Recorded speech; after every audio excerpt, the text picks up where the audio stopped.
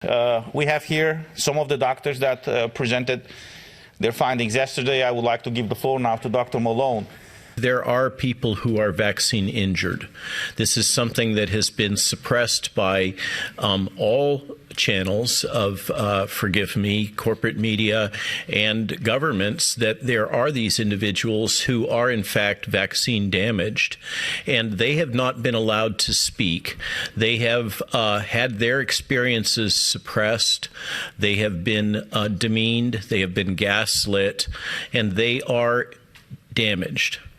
And they are damaged in large part consequent to the rush of this product without adequate testing. We also learned of the damages that have been associated not just with the virus itself, which the evidence indicates was in fact not of natural origin, but also from many of the interventions, and in particular the public policies having to do with lockdowns, the deleterious effects of mask mandates on children, all the way through the legal implications, and looking forward to the international health regulations that are being so actively promoted under the logic that the World Health Organization, which in our opinion, I think most of my colleagues would agree, has been an abysmal failure in managing this outbreak, is now asking for more capital, more power, more control, and more authority, and to really breach the sovereignty of individuals throughout the European Union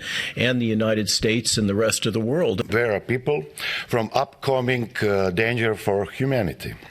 The World Health Organization wants all countries to sign an agreement on handing over the authority to declare a pandemic, procure vaccine and drugs.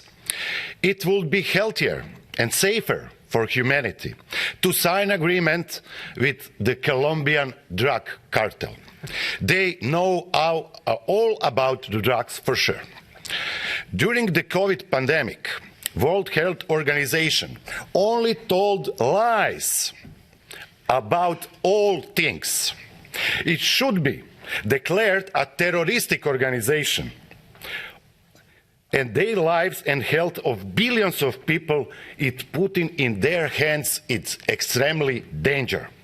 They lie that is a new and unknown virus, that is possible to make an effective vaccine, that the vaccine is 82% effective, that it protects against serious illness and deaths, that all, of course, were foolish and lies. Today, World Health Organization is more dangerous organization for humanity than World Economic Forum. COVID was just, like I said yesterday, a test balloon, and the lessons they learned from this, namely how did they fail and where did they fail to get the people to just do what they were told, to comply, and they will take this to the next level. So we're talking, of course, about digital ID. It's in preparation. We're already talking about this.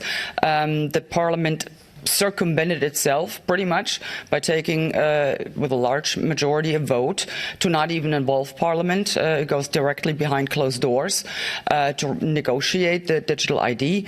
The next thing we will be seeing is, of course, CBCD, the digital state currency. That will be the ultimate blow to depriving us of all of our freedom and privacy. And once again, I want to make it clear, we're not talking about some future projects 40, 50 years down the line. We are talking about as in right now that they're working on.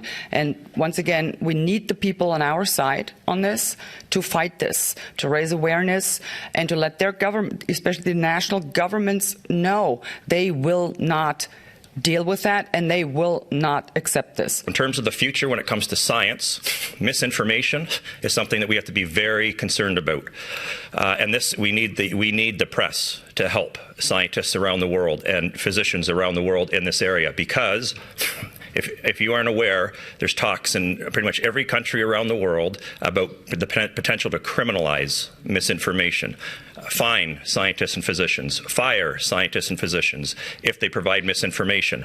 This has to be of concern to the media, because you have to start asking yourselves, if that's the case, who are going to be the arbiters of truth if it's not going to be scientists who provide primary data?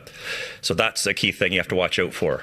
The other thing is if you are not aware, the mRNA vaccines that were rolled out over the past couple of years, that's just the tip of the iceberg.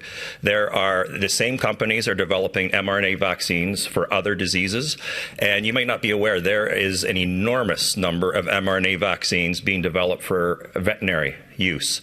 And that in of itself is also a potential concern to human health.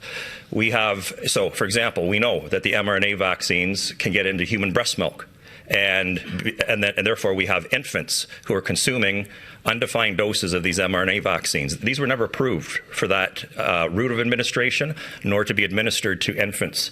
And yet we now know that is happening. And if it could get into human breast milk, who's to say that they couldn't get into the milk, meat, and eggs that we consume?